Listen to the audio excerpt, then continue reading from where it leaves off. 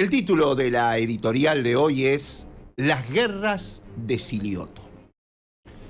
Como una letanía repetida sistemáticamente en las tres últimas sesiones, cabe aclarar que los diputados se reúnen en forma ordinaria cada 15 días, Espartaco Marín, el jueves, manifestó que, al no haberse aún alcanzado un acuerdo para unificar dictamen, y pidió que se reservara en Secretaría el proyecto de ley del Poder Ejecutivo por el que se lo autoriza a otorgar por el plazo de 25 años y previo llamado a licitación pública nacional e internacional la concesión de la explotación, transporte y distribución de hidrocarburos en el área El Medanito. Y un rato después, casi al toque, aquel jueves, nos enteramos que Petroquímica Comodoro Rivadavia había suspendido a 90 empleados. En realidad, trabajadores de 13 empresas contratistas, que van a cobrar el mínimo salarial sin asistir a los lugares de trabajo. Inevitable concluir que es una demostración de la capacidad de Petroquímica de paralizar la producción y desmantelar parte de su infraestructura con la que viene explotando el Medanito desde hace años, porque no tiene la seguridad de preservar la concesión del área más allá de mediados del año que viene. O sea, toda una amenaza que, si es imposible ser ignorada, tampoco debería serlo la impavidez ante semejante chantaje. El sorpresivo ingreso, a finales del año pasado, del proyecto del gobernador solicitando la autorización para licitar la explotación del yacimiento más importante de La Pampa, con unos 200 pozos activos, un año y medio antes de la finalización de la actual concesión, desató una confrontación política que, a todas luces, parece ir más allá de lo puntual de la iniciativa en cuestión. En los primeros meses de este año, se dio el debate en la legislatura en torno a ese proyecto, y ahí fue donde apareció la urgencia del intendente de 25 de mayo, que en un par de ocasiones se reunió con diputados y diputadas, reclamando el pronto tratamiento del mismo, porque ya entonces advertía que las regalías no han disminuido. Pero no hay inversiones, lo que afecta directamente la generación de empleo. Por eso necesitamos certidumbre para poder planificar el futuro. Sin inversiones, los puestos de trabajo seguirán mermando, y esto afecta a las personas que se encargan desde la limpieza hasta quien vende tortas fritas, decía Leonel Monsalve, el único intendente del PRO en la provincia. Todo un dato para entender por qué Laura Trapaglia se mostraba más dispuesta que ninguno o ninguna para acompañar la iniciativa del gobernador. Y cuando decimos más que ningún otro legislador, no nos referimos solo a los de la oposición, porque los menos dispuestos a votar sin modificaciones lo que Sergio Silioto pedía fueron las y los diputados bernistas, sector dentro del PJ que históricamente más interesado ha estado en el tema de la explotación hidrocarburífera en La Pampa. Con toda lógica, el diputado Daniel Lovera se le plantó a Monsalve, el intendente de 25 de mayo, y le dijo: si la empresa Petroquímica Comodoro Rivadavia no invierte, si no hace las perforaciones secundarias, ¿no deberían ustedes, como municipio, exigirle al gobierno peronista de Silioto y a la empresa Petroquímica Comodoro Rivadavia el cumplimiento del actual contrato? Porque todo eso está pactado en el contrato actual, que llegará hasta mediados del año próximo. Y luego Lovera cuestionó otro punto poco defendible del proyecto oficial. La verdad, a mí las matemáticas no me dan, dijo. ¿Por qué ante la necesidad de recursos les favorecería que bajen las regalías que se le cobra a Petroquímica al 10% antes que mantenerlas al 35% como están hoy? Eso fue en medio de aquella reunión plenaria en la que la diputada Noelia Sosa dejó claro que al único que tengo que rendirle cuentas, dijo, no está aquí, ni tampoco en Casa de Gobierno, dejando sentado que sus posicionamientos provenían de General Pico. La oposición, por su parte, centraba su rechazo al proyecto por la falta de información que implicaba no haber ejecutado un data room antes del pedido de autorización para el llamado a licitación. Lo cierto es que a principios del mes pasado, el único bloque que aconsejó la aprobación del proyecto de Silioto fue el PRO, aunque exigiendo la contratación posterior de una empresa que realice el data room. Los radicales presentaron otro dictamen con la misma exigencia, pero previa a la aprobación de la iniciativa oficial. Y el bloque Frejupa, donde está el peronismo naturalmente, le metió mano al proyecto del gobernador, básicamente llevando el porcentaje de regalías del 10% que contemplaba el Ejecutivo al 20% como mínimo, y estableciendo que el bono de ingreso al área, consistente en proyectos de generación de energías renovables, sea de $60 millones como mínimo. Así las cosas, ninguno de los dictámenes estaba en línea con lo proyectado por Silioto.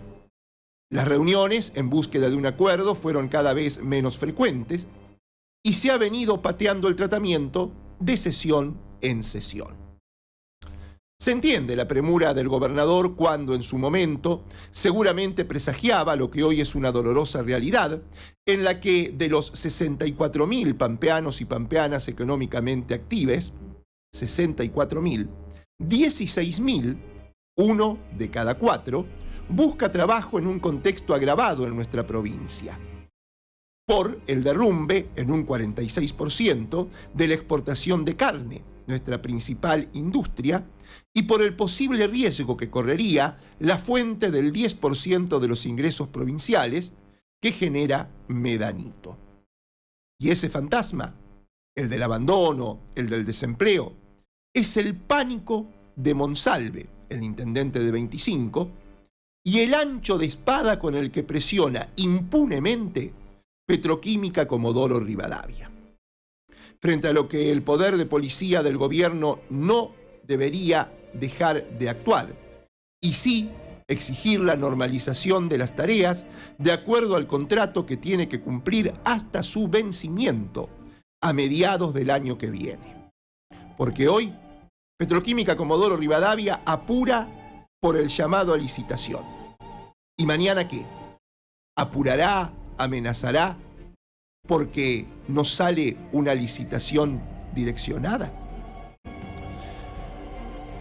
Acostumbrado a tener que lidiar con una cotidianeidad jamás libre de mayores preocupaciones, Silioto ha asumido, por derivación de sus pares ante su inquebrantable posicionamiento contrario a las políticas públicas destructivas del interior nacional del gobierno libertario, la representación de todas las provincias frente a Javier Milei o sus esbirros. Hoy las provincias soportan toda la responsabilidad de la salud, la educación, la seguridad, la justicia, la contención social y la obra pública sin ningún tipo de recursos. Y las provincias tienen un límite. En La Pampa seguimos teniendo equilibrio fiscal, pero claramente vamos a ver que el Estado cada día va a dar menos respuestas, va a generar una convulsión y una crisis social, lo que no solo va a afectar a las provincias, sino también al gobierno nacional. Se sinceró el gober pampeano ante medios nacionales, demostrando que son sus posturas las que hoy comparten, si no la totalidad, casi todas las provincias que ayer se reunieron en el Consejo Federal de Inversiones. Y no fue para nada casual que en ese encuentro Silioto se sentara en la cabecera y que su nombre encabezara el listado de los participantes en cuanta publicación se refirió al mismo. Todos admiten que la hora de la confrontación ha llegado. Por ejemplo, la crisis de Scania, que cerró su planta, y de Topper, dejaron el tendal de tucumanos sin laburo. Y eso lo ha hecho recapacitar a Osvaldo Yaldo, que después de haberse calzado la peluca de la peor forma, armó un bloque de diputados separado al del Frente de Todos, confirmó su distanciamiento de la Casa Rosada con fuertes críticas hacia el gobierno libertario. Y en eso están también los mandatarios de Córdoba y otras provincias que se han dado cuenta que ningún negocio han hecho acompañando a Milei en sus dañinas medidas. Y es así que pasaron de la furia a la acción, sorprendiendo al gobierno de Milei que, desde la reunión que tuvo Guillermo Franco con Silioto y otros 4 mandatarios, operó mediáticamente para que se dijera que podrían tomar lo propuesto, es decir, coparticipar el impuesto a los combustibles para obras viales y regularizar el envío de fondos a través de aportes del Tesoro Nacional, ATN, a cambio de que sus legisladores no volteen el veto que está dispuesto a ejecutar Milei sobre las leyes próximas a consagrar el Senado de aumento a jubilados, prórroga de la moratoria y eventualmente una que asegure fondos a las universidades. Todos los gobernadores y el alcalde porteño fueron por más y anunciaron la presentación de un proyecto de ley en conjunto para coparticipar directamente los recursos que nos pertenecen, dijeron, después incluso de haberles propuesto a los enviados de Franco y Toto Caputo la eliminación de los fondos fiduciarios, una amenaza que hiciera el propio Milei el año pasado. Pero parece que ahora el gobierno no los quiere tocar, revelaron irónicamente los gobernadores, preguntándose ¿por qué será? Recordando que siempre Milei y compañía los apuntaron como fuente de corrupción. Las provincias ya no tienen margen para sostener solas el Estado, aseguró Silioto, cuestionando el ahogo financiero de la nación sobre las provincias, revelando que estamos haciendo una ingeniería financiera para pagar sueldos, algo que ya lo estará dejando sin poder dormir, tomando en cuenta las declaraciones del intendente de Macachín, Martín Mujica, de que ningún municipio llega a pagar los aguinaldos, revelando que la caída de la coparticipación durante el último mes fue del 11,6%. Ahora, el crecimiento de la consideración entre sus pares de la palabra de Silioto no solo se ha visto reflejado en el concierto general frente a las políticas públicas de Milei, sino que fue clave su discurso en la reunión de gobernadores peronistas para convencerlos de la necesidad de la presencia de todos ellos en la imponente movilización que desbordó la Plaza de Mayo para pedir por la liberación de Cristina Kirchner. Fue clave para que los mandatarios del Palo no quedaran tan expuestos como quedó la CGT, cuya ausencia orgánica fue consecuente con su negativa a convocar a un paro. Y por ahora, mucho tendrán que explicar cuando los juzgue la historia. Silioto advirtió que se estaba ante un momento histórico que los interpelaba, principalmente por la necesidad de la gente, dijo, para celebrar que se notó que la movilización rompió con la apatía en la cual se había insertado la sociedad a partir de lineamientos que no solo bajan desde los sectores de poder de la Argentina, sino del mundo, de aportar al individualismo como esa panacea que va a resolver todos los problemas. El miércoles, dijo Silioto, surgió el desafío de volver a luchar por causas colectivas. El peronismo escribió otra página histórica, recuperó la calle y la mística que se había perdido en el último tiempo. El peronismo sabe mucho de tropezar y volver a levantarse. Esto no es algo que haya terminado, sino algo que empieza, se entusiasmó el ruso. Y hoy empieza la resistencia, dijo el locutor del acto que reunió a no menos de 500.000 personas que emparentan la detención de Cristina con la proscripción a Perón, y se mostraron dispuestos a dar la batalla que debería concluir con el regreso del peronismo al poder para indultar a Cristina y, por lo menos, depurar a la Corte Suprema y buena parte de la justicia federal. Es que esa Plaza de Mayo y sus alrededores, colmada por manifestantes de todo el país, desnudó a esa crisis que no desaparece por indicadores económicos fraguados, Relatos de crueldad que se pretenden imponer como sentido común y amenazan con castigar la situación social de una inmensa mayoría de compatriotas. Urgencias y emergencias sociales que no se traducen en conflicto, pero permanecían latentes en el dolor social que respira todo ámbito comunitario, que aún resiste y que encontró su primer cauce, si se quiere, en la movida histórica que colocó contundentemente en el centro de la agenda a Cristina Fernández de Kirchner.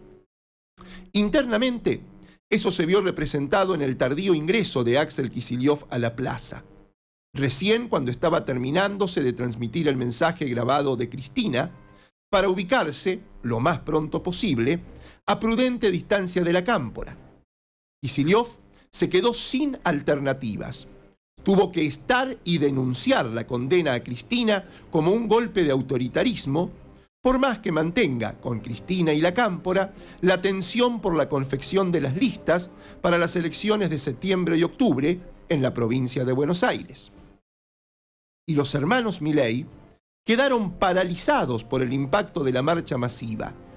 Apelaron a bajar la línea de despegarse de la condena a Cristina Kirchner, tratando de relativizar el copamiento del peronismo a la Plaza de Mayo. No se les ocurre otra salida que la de evitar hacer olas, hablando demasiado del tema. Claro que la pregunta del millón sigue siendo: ¿cuán gravitante será en el calendario electoral la detención y proscripción de la expresidenta y la contundente reacción puesta de manifiesto en la calle por medio palo de participantes que naturalmente representan a muchos más? Desde la derrota electoral de diciembre del 2023, se ha venido sentenciando que el peronismo no está condenado a volver, que va a volver si hace las cosas bien, que el peronismo debe atravesar un largo desierto para recuperar su verdad histórica, que a Milei le puede ir bien o mal, pero el peronismo tiene que renovar sus ideas si quiere ser mayoría otra vez, que Milei mantiene centralidad por el vacío que hay en la política tradicional y cuestiones similares que no están alejadas de la verdad. Pero el nuevo escenario ilusiona con acelerar la resolución de este plano de discusión, ahora relegado por el nuevo contexto donde los peronistas se ven obligados a luchar contra un frente que busca su extinción política. O sea, la obsesión de siempre de las élites en la Argentina, que conciben una visión de puro presente donde el pueblo no tendría conexión con su pasado, creyendo que en el mismo no vive la historia de sus padres, sus abuelos y abuelas, sus compañeros y compañeras que vivieron los años de proscripción y dictaduras, no hace más que de combustible todo eso para la resistencia. Como dijimos, ni bien encarcelaron y proscribieron a Cristina, el odio gorila los hace volver a equivocarse. Incluso, este escenario lo montaron involuntariamente en el peor momento para el gobierno libertario, donde, por un lado, está cambiando la esperanza que la gente tenía en este proceso, porque empieza a ver lo que está pasando y se va dando cuenta que estas políticas están empeorando su situación. Y por el otro, el peronismo ha ganado fuertemente esa representación que venía perdiendo, encerrado en los límites partidarios. Quedó clara su potencia cuando está en la calle. Ahora, lo que es muy temprano para visualizar es si esa frustración que va creciendo en la gente, ocasionada por el gobierno de Milei, encuentra su cauce político en este contexto que ha cambiado. Es así que el desafío más grande que tiene el peronismo es organizar una alternativa para la sociedad. Y la única victoria que puede construir el peronismo ante la ofensiva que lo atraviesa es aprovechar la oportunidad histórica de recuperar su naturaleza ansiosa de poder, su convicción profunda de apego doctrinario a los elementos constitutivos de la liberación nacional y social, y su sentido revolucionario para poner las banderas históricas en su correcto lugar. Mientras tanto, opacado por la centralidad de Cristina, Milei sigue enfrentándose a una realidad que se le viene encima y ante la que parece no tener el menor recurso para revertirla. En la semana se oficializó que el desempleo ya llega al 8% de la población económicamente activa, unos 2 millones de compatriotas. Que crece la cantidad de quienes buscan trabajo, hace más de un año. Que la informalidad ya supera el 42%, la tasa más alta de los últimos 5 años. Que el consumo se desploma y eso explica en buena o en toda la medida el índice inflacionario a la baja, algo que el gobierno celebra y lo envalentona al presidente para seguir sembrando odio a través de sus mentiras. Esta vez sobre el Hospital Garrahan, diciendo que recibieron un 240% más de recursos, que el 70% de la planta son administrativos militantes políticos y que en otros países los residentes no cobran o tienen que pagar. Todo eso es falso. Son mentiras estigmatizantes con la pretensión de generar odio a los médicos, a los residentes, con la pretensión de generar bronca nada menos que contra quienes esta semana operaron a un bebé dentro del vientre de su madre para salvarle la vida y para que nazca sano. Qué patético, ¿no? Y desde lo económico, junto al Toto Caputo metiéndole mecha a un endeudamiento descomunal, que les permita mostrarles a los que vienen desde el Fondo Monetario Internacional que cuentan con las reservas suficientes para que por lo menos no les inhabiliten la posibilidad de seguir endeudándose. Los mercados no reaccionan. El riesgo país perforó los 700 puntos, demostrando la endeblez del planteo económico del gobierno, que habrá que ver si puede llegar a octubre sin que antes haya una crisis financiera de magnitud. Y para peor, la política empieza a catalizar, a acelerar el proceso económico. Porque la gente en la calle manifestándose en contra de la cárcel y proscripción de Cristina es un hecho político que retroalimenta y acelera lo económico. El gobierno sigue tirando bonos al mercado, generando una abundancia que naturalmente hace que bajen sus precios. Y si bajan de precio los bonos, sube su rendimiento.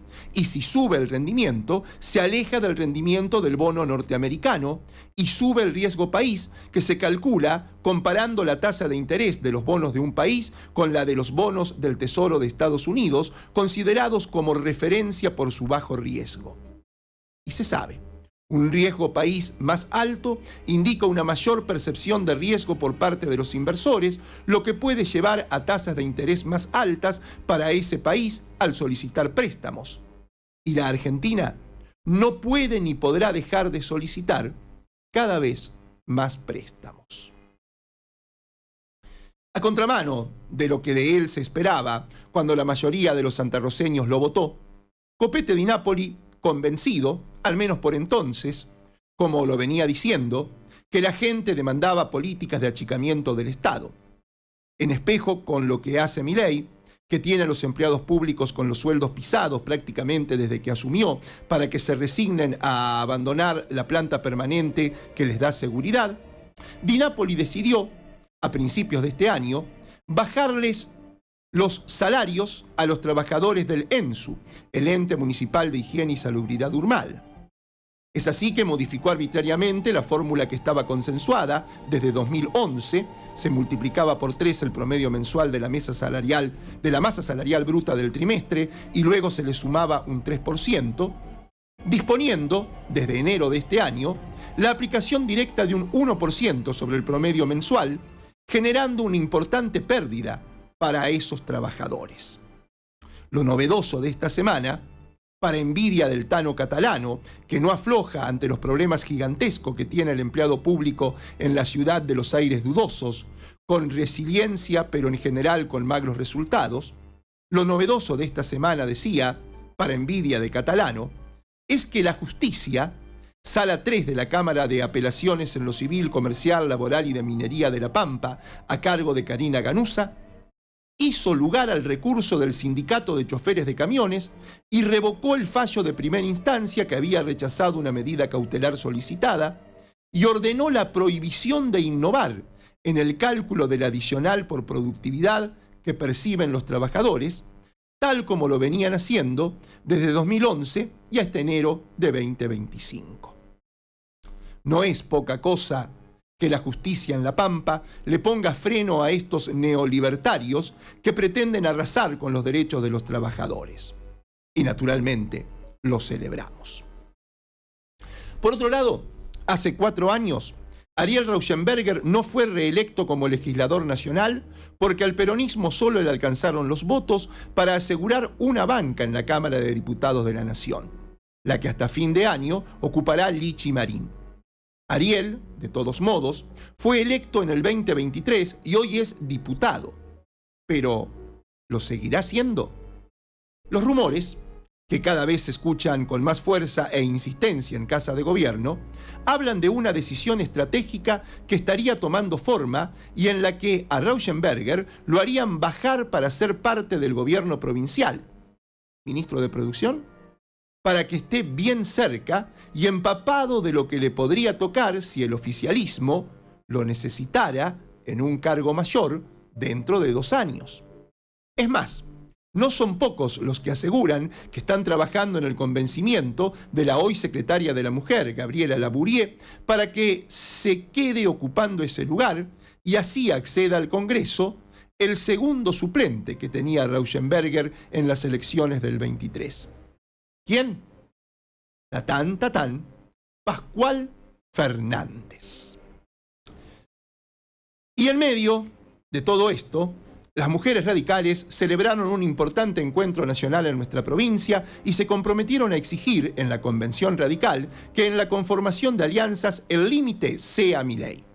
Un compromiso relativo, claro, porque, como asegurara la histórica dirigenta María Luisa Storani, en Mendoza Cornejo gestiona bien como gobernador en alianza con La Libertad Avanza, pero el radicalismo es cabeza de la misma. Así que habrá que ver. Lo saliente de este encuentro, con justicia denominado Chicha Altolaguirre, fue el reconocimiento unánime a la gestión de Marcela Colli como diputada nacional. ¿Será entonces el nombre de la fórmula? Una fórmula para la que los macristas aportarían el nombre de nada más y nada menos que Mario Aguerrido. Hace 4 años, una señorita que un buen día vio luz y se mandó a la Fundación Pensar, Victoria Huala, terminó siendo senadora nacional. ¿Quién te dice que el Colo Aguerrido, que hace 10 minutos, después de haber pasado por el peronismo y el tiernismo, se sumó a las filas del PRO, no termine de diputado nacional, ¿no? Y Macieira, volvemos a decirlo, se la juega para ser tenido en cuenta en una gran alianza con los libertarios. Negocia para ser su candidato, sin resignar aquel posible nombramiento en la conducción de YPF, demorado, porque Iguacel parece que está flojo de papeles. El título de la editorial de hoy: Las guerras de Silioto. Mi nombre, Javier Alejandro Urban.